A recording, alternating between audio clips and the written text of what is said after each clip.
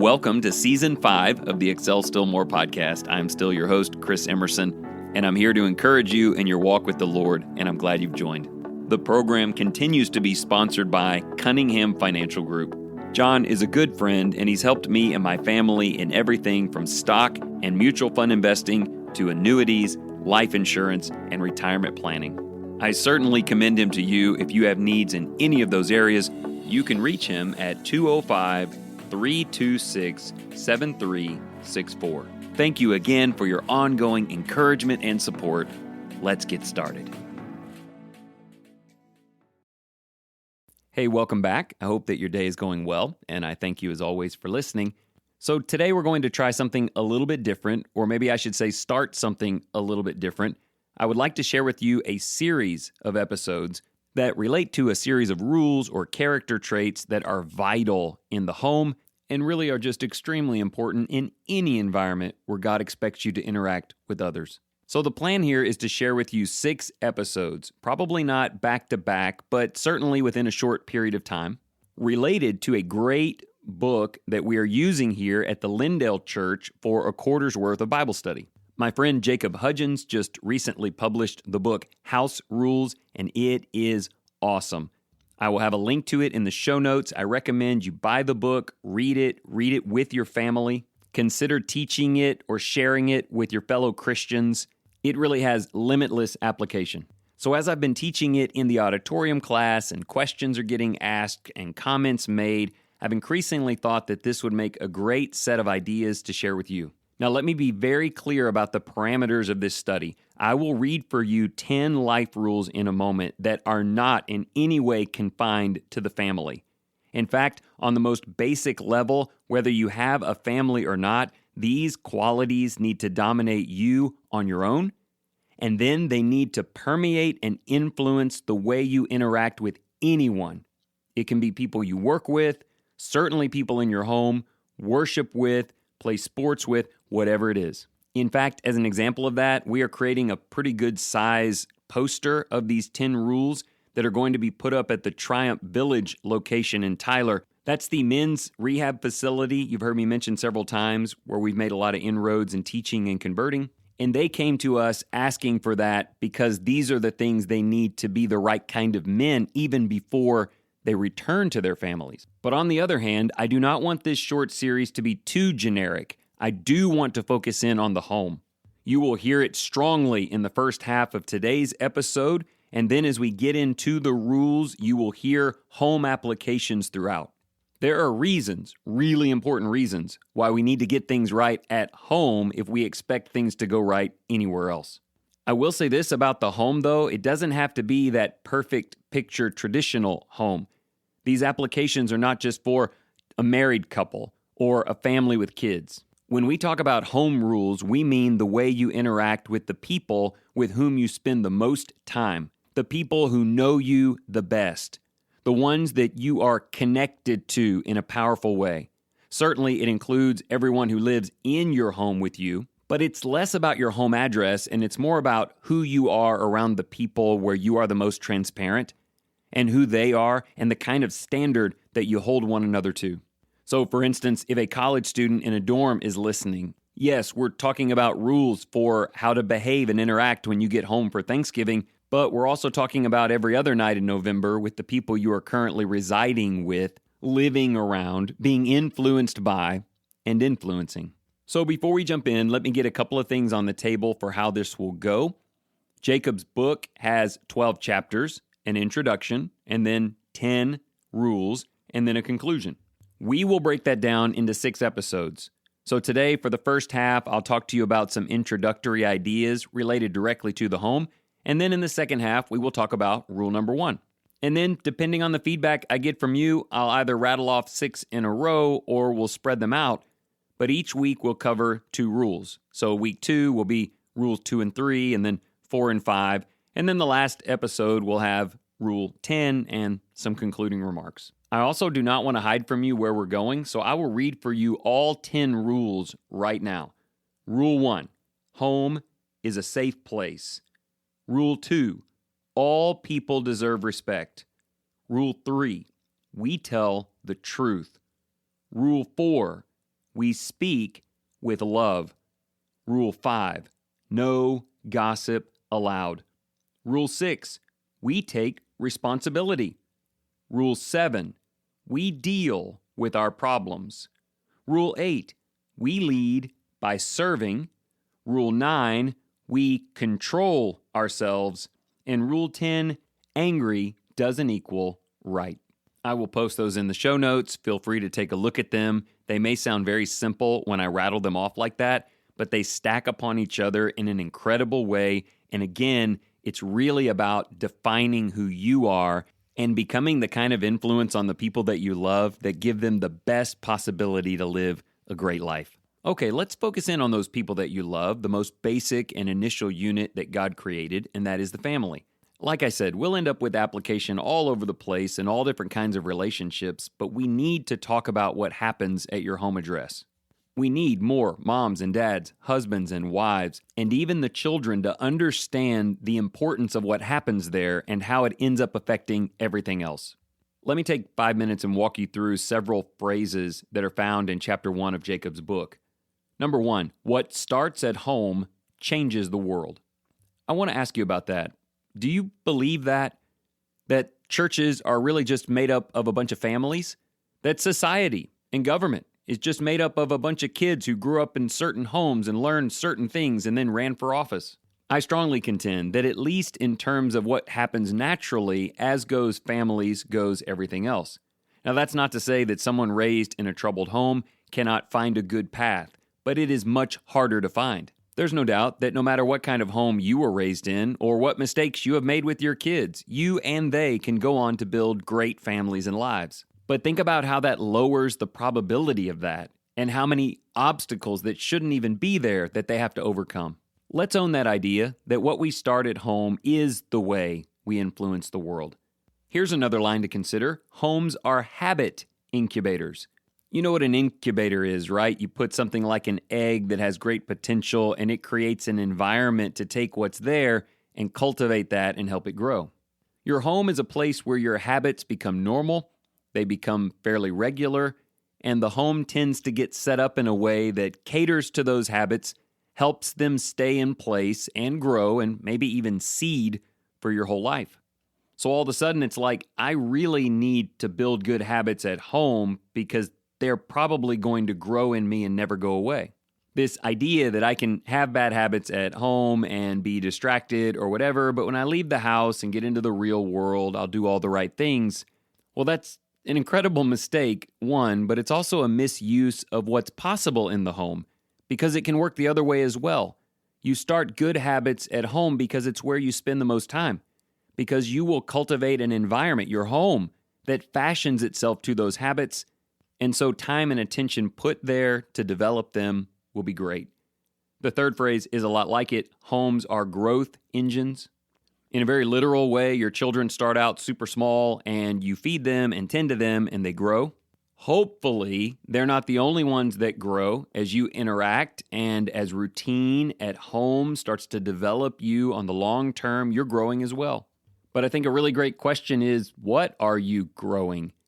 Your home over the next 12 months will grow something. It will take some idea, some direction, some emphasis, incubate it well, and make it into something more than it is now.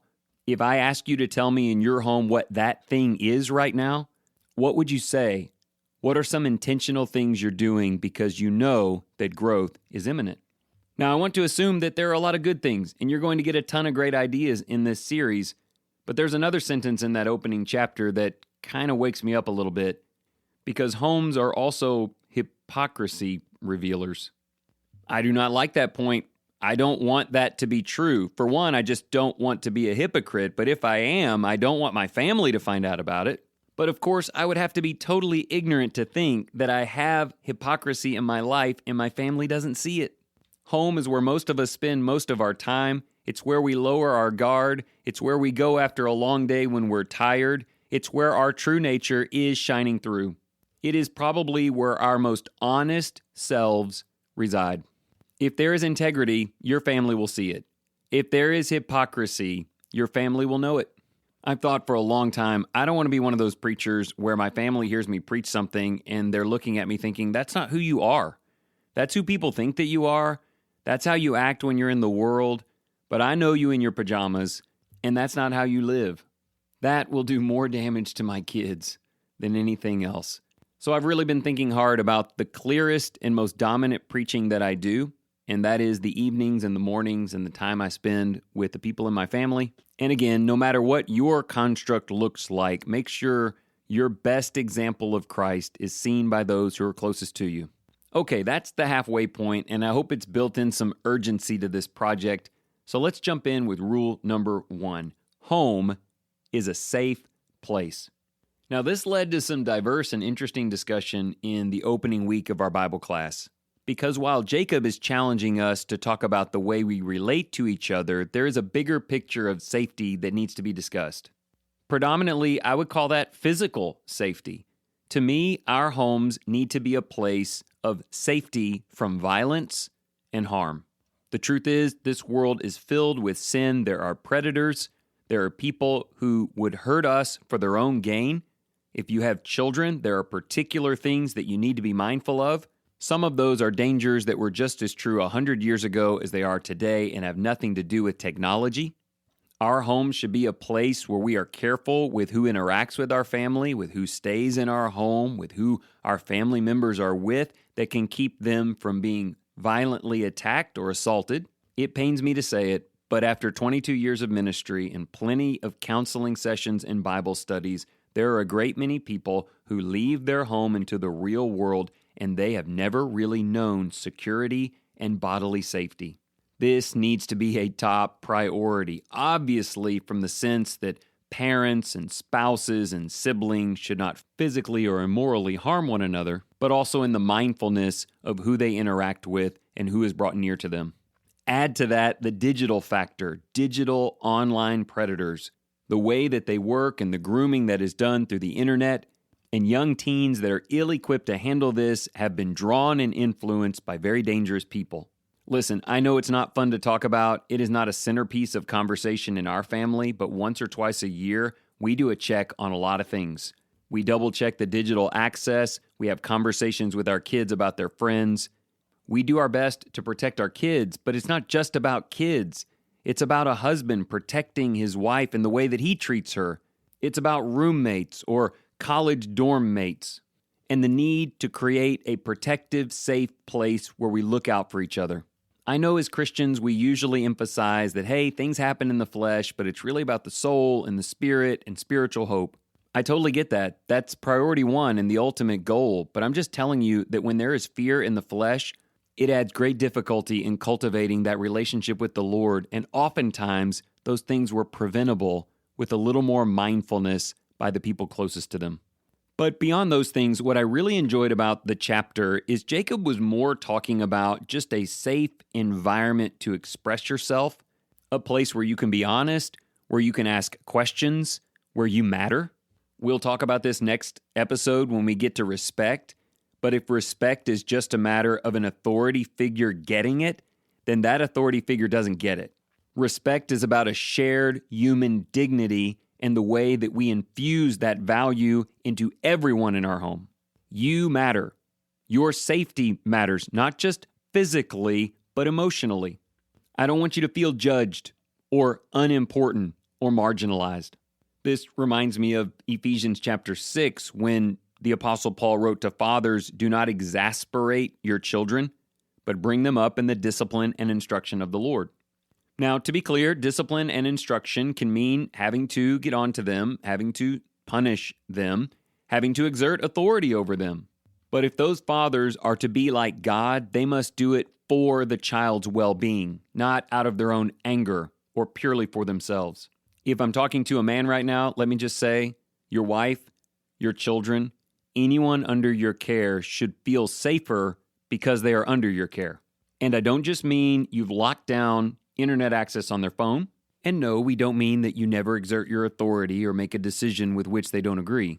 But like your relationship with God, you know that God protects you, that everything He does is about helping to develop you by His patience.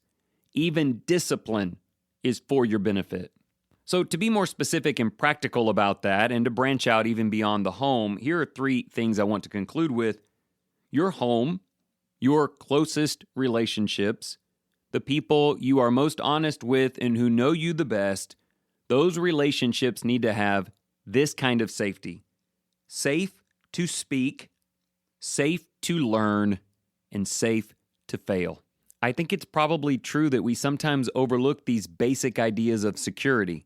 We either think more about physical safety and big picture, or we just don't think these things are important. But they most certainly are. They relate to communication and productive interaction.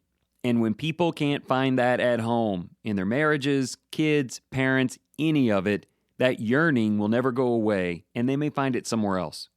But really, it's more than that. Yes, it's cultivating good relationships at home that will lead to healthy ones elsewhere, but it's also trying to get the people closest to us to understand what it means to be in a grace-centered relationship with God. I feel safe with God. I can be honest when I speak with God. I don't know that I'm all out Job or some of the Psalms in the way I talk to God, but I don't have to hold back in being very open and honest with Him. I think it's almost unbelievable that He listens to me, this great God and all of His perfection with billions of people to manage, but He always has time to hear me. I feel like I matter to Him. He should never listen to me. He should just make me listen to Him. He should do all the talking, and I should never say anything. But that's not the way our relationship works. My safety isn't just by His rules, His rightness, or His might. It's also His compassion, and His ear, and His love. I feel safe to learn with God, and by that I mean I'm very slow. I know I don't learn at the rate that He deserves. I tell Him that often. I lament that I'm not able to give Him the glory that He deserves. But I never feel like my tiny measures of progress, or even those moments where I take a step backwards, put in jeopardy my relationship with God. Learning means asking questions, trying things that don't work, and just sticking with it. And I know that God will stick with me. I feel safe to fail. Now, let me be clear. It doesn't mean I want to fail or approve of it. I know that it hurts Him. I don't want to do it. And I know by virtue of His Son that He gave, even one failing on my part ought to be enough for Him to crush me. But I know that He won't, and that He doesn't. And yes, at times He'll need to discipline me and correct me and run me through a series of tests to help me get stronger, but I know that that's always what it is. I don't ever feel like my sin means I get thrown out of the house and have to earn my way back in. Look, we could talk about our relationship with God all day long, but do you understand why I brought it up? There is nothing healthier or more beneficial in your life than a good relationship with God, where He hears you and helps you and walks with you and makes you feel safe. Well, where do you think we learn all of that? We're supposed to learn it at home. I am a husband and a father. I want my wife and children to know that connection with God. And if they're not learning it from me, if I'm not exhibiting it in the way that I treat them, I'm making a very beautiful and easy and open thing offered by God hard for them to find. So you want to make your home a safe and comforting and growing place that incubates good habits and helps them grow and spread into life? Then foster this environment, no matter what home looks like to you, who your people are, where everyone, those in authority and even those who are not, feel safe to speak, to be heard, to ask questions, to be honest. A place where they can learn, even when it's slow, even when they need to try things on their own, independent of you, where they can count on encouragement and help that is for their good. And a place where we can fail, and we won't feel like we've disappointed everyone, or we have to earn our way back into their good graces. As we'll talk about in later episodes, where there is honesty and truth, failure becomes a very short-term problem and can even be used for our good. I have some encouragement for you at the end of this first episode. I want you to think back through all of the reasons why what happens at home is really, really important. And then I want you to talk to your family members and the people closest to you. You can ask them if they feel safe in the home and talk about big, dangerous things, but then ask them this. When we're together, do you feel like you can speak and I will listen? Do you feel like you can ask questions and I'll be helpful? And do you feel like I will pick you up if you fall? In other words, in your heart and soul and mind, is this a safe place?